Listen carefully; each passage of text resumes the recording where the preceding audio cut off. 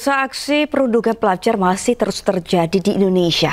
Di Blitar, Jawa Timur, seorang siswa SMP dirundung oleh puluhan temannya. Sementara di Garut, Jawa Barat, seorang siswa SMA meninggal dunia tepat di hari pertama masuk sekolah.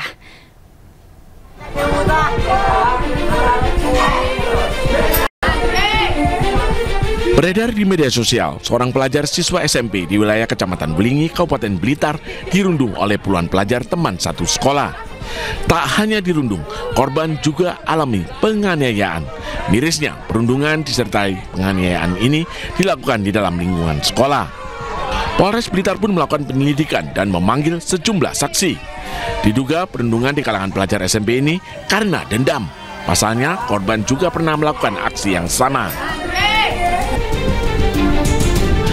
Di Garut, Jawa Barat, seorang siswa kelas 10 SMA Negeri ditemukan tidak bernyawa pada Senin pagi 14 Juli lalu, tepat di hari pertama masuk sekolah setelah libur panjang. Korban diduga mengakhiri hidupnya sendiri. Sebelum ditemukan meninggal dunia, ibunda korban sempat mengunggah cerita di media sosial. Unggahan terkait perubahan perilaku anaknya yang diduga dirundung teman-temannya di sekolah. Hingga kini, motif bunuh diri korban masih menjadi tanda tanya. Gubernur Jawa Barat, Deddy Mulyadi, membentuk tim investigasi gabungan untuk menyelidiki motif pasti korban hingga nekat mengakhiri hidupnya. Deddy juga sudah memanggil orang tua, wali kelas, serta sejumlah guru korban untuk menggali informasi. Selain itu, kepala sekolah korban juga dinonaktifkan untuk menghindari adanya intervensi dalam mengungkap kasus ini. Tim Liputan iNews melaporkan. Dan untuk membahas maraknya kasus perundungan di kalangan pelajar dan bagaimana penanganannya, kita sudah terhubung dengan Vera Itabiliana, psikolog anak dan remaja. Selamat siang, Bu Ita. Selamat siang, Mbak Sabrina. Saya biasa dipanggil Vera, Mbak. Oh iya, Ibu Vera, selamat siang. Bu Vera, sebenarnya apa yang menyebabkan kasus perundungan terutama di kalangan pelajar masih terus terjadi hingga kini dan sangat sulit dihentikan?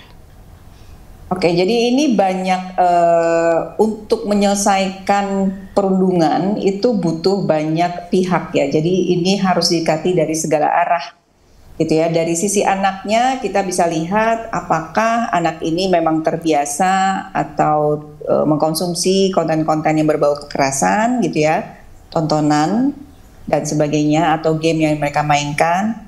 Apakah juga si anak ini terbiasa hidup dalam kehidupan sehariannya memang diwarnai kekerasan. Kekerasan tuh mulai dari misalnya pengasuhan yang terlalu keras, atau dia terbiasa orang-orang di sekitarnya menyelesaikan masalah dengan cara kekerasan. Gitu. Nah, ini dari sisi anaknya itu juga belum semua ya, baru beberapa hal saja.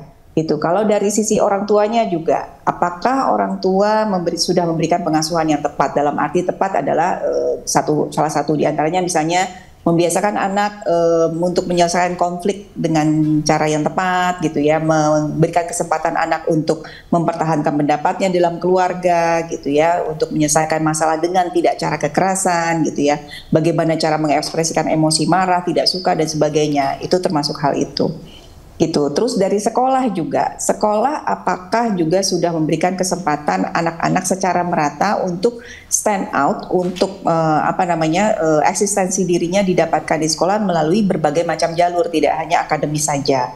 Karena ini erat juga ya dengan sense of power, sense of competence, di mana anak ketika merasa dia nggak berhasil di hanya satu pilihan jalur aja, yaitu misalnya akademis, gitu ya, dia akan mencari untuk memperoleh sesuatu yang dia merasa kompeten, dia merasa bisa punya kendali di situ di hal-hal yang lain, termasuk menjadi perundung, gitu ya. Itu hal yang perlu dilihat juga, selain tentu saja sekolah menjadi perpanjangan tangannya orang tua untuk menanamkan nilai-nilai yang tadi saya sudah utarakan di rumah seperti apa. Terus dari sisi pemerintah juga, pemerintah kalau saya lihat sudah banyak regulasi yang baik ya, yang mendukung untuk mencegah kekerasan terjadinya di anak-anak, gitu ya, baik secara di satuan pendidikan, di digital juga sudah banyak. Tapi sejauh mana regulasi ini sudah disosialisasikan, sudah diterapkan secara merata, ya, dan continuity-nya seperti apa, itu sih yang menentukan bagaimana kita bisa menghentikan perundungan ini atau tidak, Mbak Sabrina. Lalu Bu Vera, di antara orang tua dan guru,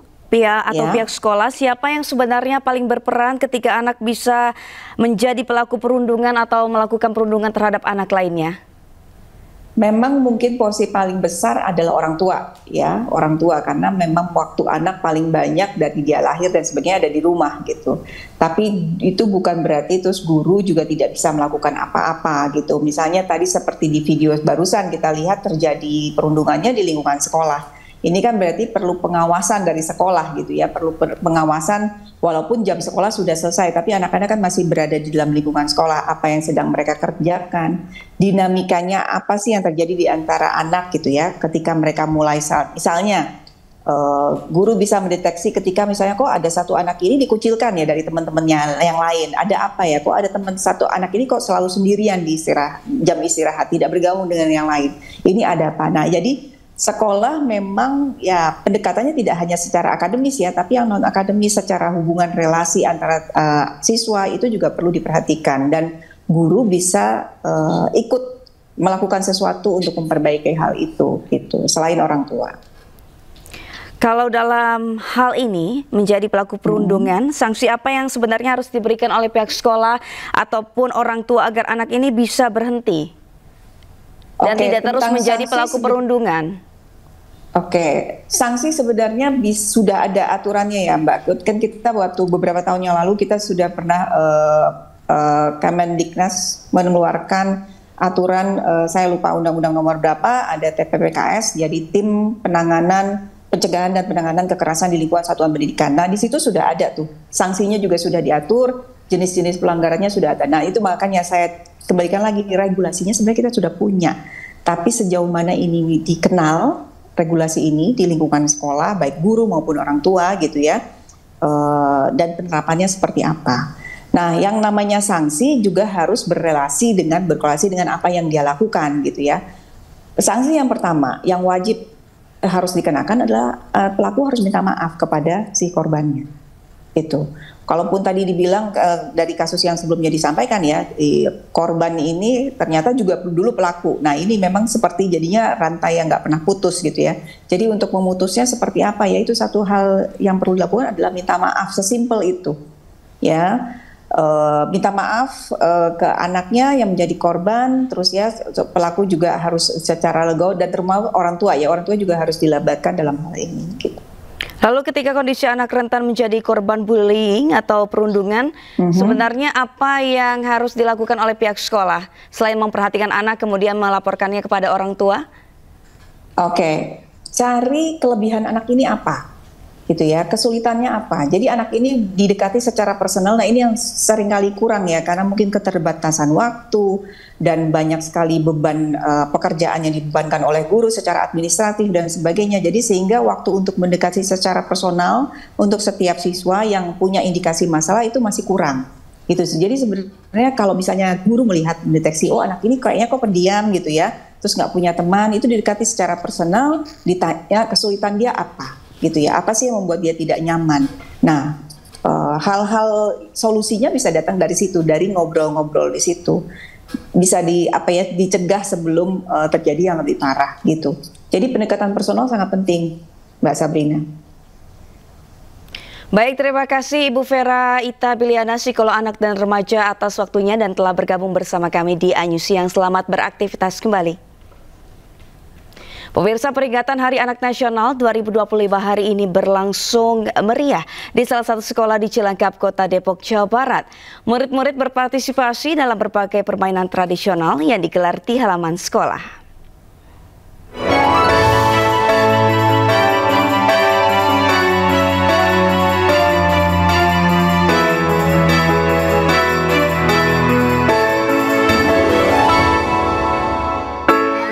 Peringatan Hari Anak Nasional tahun 2025 berlangsung meriah di salah satu sekolah di Cilangkap, Kota Depok, Jawa Barat. Murid-murid antusias mengikuti berbagai macam permainan tradisional yang digelar oleh guru. Beberapa di antaranya permainan lompat karet, engklek, enggrang, hingga congklak. Bukan tanpa alasan, permainan tradisional digelar juga sebagai upaya melestarikan budaya tanah air.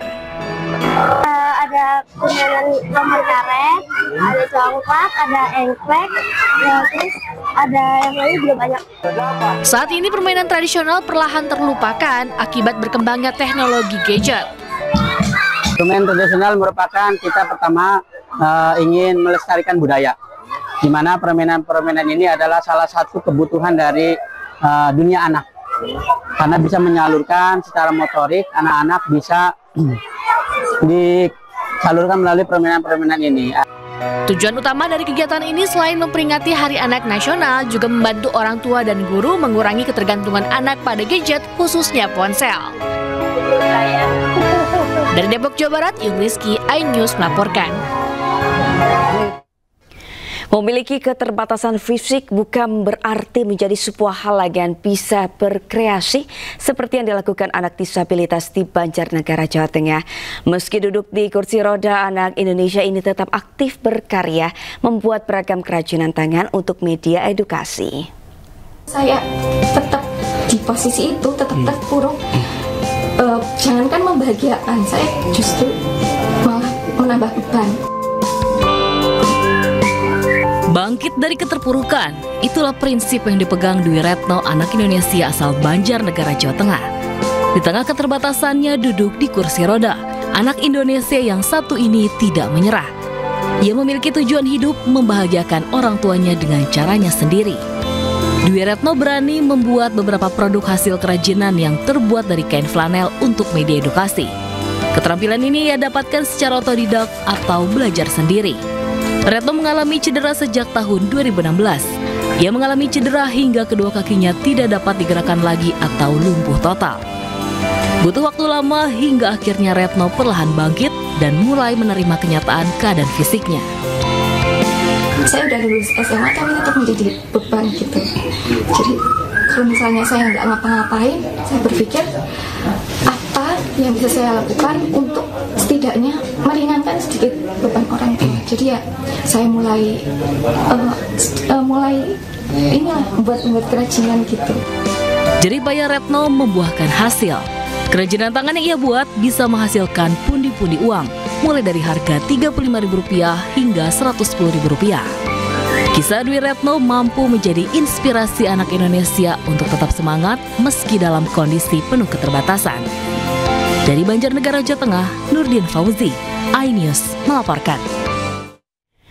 Kita beralih ke informasi lain, pemirsa. Tidak sejalan dengan Gubernur Jawa Barat Deddy Mulyadi, Pemkot Bandung memperbolehkan sekolah menggelar study tour.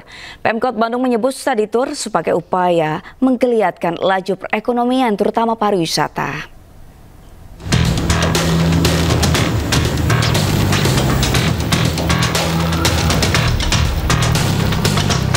Mulai tahun ini seluruh sekolah yang berada di bawah naungan Dinas Pendidikan Kota Bandung diperbolehkan untuk melaksanakan study tour. Hal itu diungkap Wali Kota Bandung Muhammad Farhan di Balai Kota Bandung. Kendati demikian, Farhan menegaskan study tour boleh dilakukan asal tidak disangkut pautkan dengan prestasi akademik.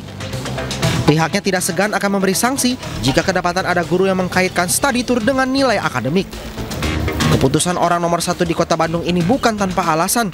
Selama adanya larangan study tour, laju perekonomian di Kota Bandung, khususnya di sektor pariwisata, menurun drastis karena tidak adanya kunjungan.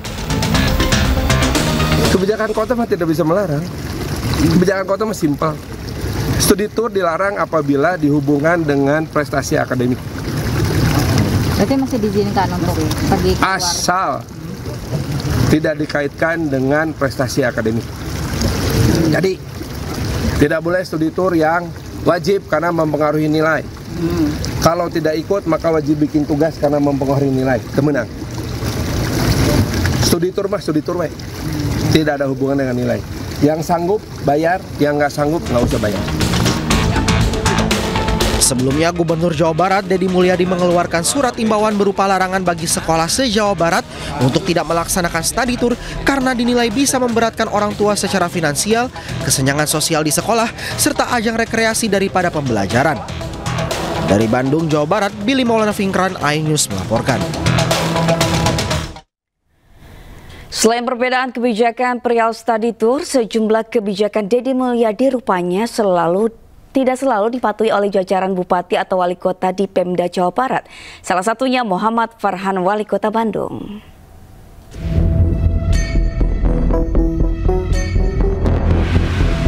Kepala daerah baik di tingkat provinsi maupun kabupaten kota memiliki kewenangan menyusun kebijakan daerah sesuai kebutuhan masing-masing wilayah. Hal inilah yang terjadi antara Wali Kota Bandung Muhammad Farhan dan Gubernur Jawa Barat Deddy Mulyadi. Keduanya memiliki sejumlah perbedaan dalam kebijakan, mulai dari penyelenggaraan rapat, pengelolaan fasilitas umum hingga aturan sekolah. Dan berikut 5 kebijakan Gubernur Jawa Barat Deddy Mulyadi dan Wali Kota Bandung Muhammad Farhan. Yang pertama, rapat di hotel. Gubernur Deddy Mulyadi melarang ASN di lingkungan Pemprov Jawa Barat menggelar rapat di hotel demi efisiensi anggaran. Kebijakan ini berbeda dengan Farhan yang memperbolehkan Pemkot Bandung mengadakan rapat di hotel. Selanjutnya, teras Cihampelas. Deddy secara terbuka menantang Farhan untuk membongkar teras Cihampelas karena dianggap mengganggu lalu lintas. Namun Farhan menolak, menurutnya pembongkaran akan berdampak besar karena nilai aset yang tinggi dan resiko hukum. Selanjutnya, larangan membawa HP ke sekolah. Gubernur Jawa Barat Deddy Mulyadi melarang murid SD dan SMP membawa HP ke sekolah untuk melindungi anak dari penyalahgunaan teknologi. Sementara Wali Kota Bandung Muhammad Farhan tidak sependapat. Ia justru tidak melarang tetapi mengatur penggunaannya. Kemudian jam masuk sekolah. Surat edaran Gubernur Jawa Barat mengatur jam masuk sekolah pukul 6.30 waktu Indonesia Barat untuk semua jenjang.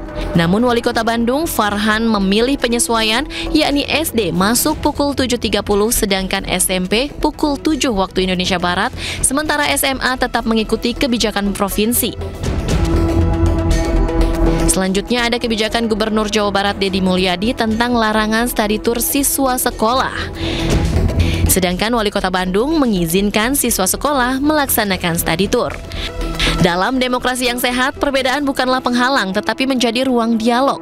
Baik Gubernur Jawa Barat maupun Wali Kota Bandung memiliki alasan pendekatan masing-masing. Yang terpenting keberpihakan pada kepentingan publik, transparansi, dan akuntabilitas dalam setiap kebijakan yang diambil. Tim Liputan iNews melaporkan.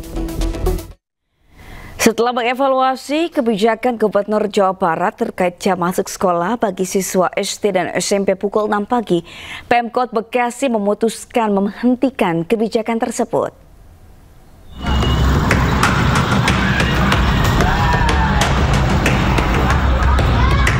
Pemerintah Kota Bekasi membatalkan kebijakan Gubernur Jawa Barat Deddy Mulyadi terkait jam masuk siswa sekolah pada pukul 6 pagi.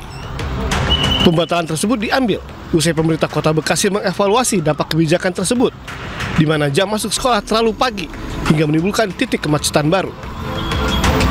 Antrian kendaraan juga cukup panjang dan terlalu bersamaan dengan para pengendara yang hendak berangkat kerja. Perubahan jam masuk sekolah pukul 6 kembali ke jam 7 pagi untuk tingkat PAUD, TK, SD, dan SMP. Sementara untuk tingkat menengah atas tetap di jam 6.30.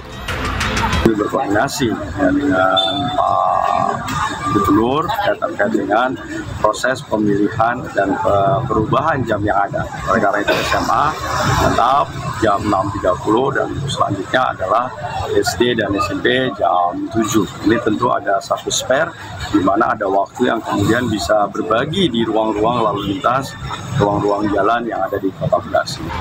Sementara itu sejumlah orang tua siswa menyambut baik kembalinya jam masuk sekolah ke pukul 7 pagi. Setuju sih, biar nggak mepet-mepet banget, apalagi saya punya 2 anak ya, jadi jam masuk jam 7 udah paling pas deh. Paling pas, jadi persiapannya lebih panjang Bu ya? Sebelumnya, Gubernur Jawa Barat Deddy Mulyadi mengeluarkan kebijakan jam masuk sekolah bagi siswa dan siswi di seluruh Jawa Barat pada pukul 6 pagi. Kebijakan ini pun akhirnya menuai pro dan kontra di masyarakat. Dari Bekasi, Jawa Barat, Rahmat Hidayat, iNews melaporkan. Kebijakan Gubernur Jawa Barat Deddy Mulyadi melarang study tour keluar Provinsi Jawa Barat menimbulkan gejolak. Bahkan sebuah PO Bus di Depok terpaksa mengurangi separuh pegawainya karena omset turun.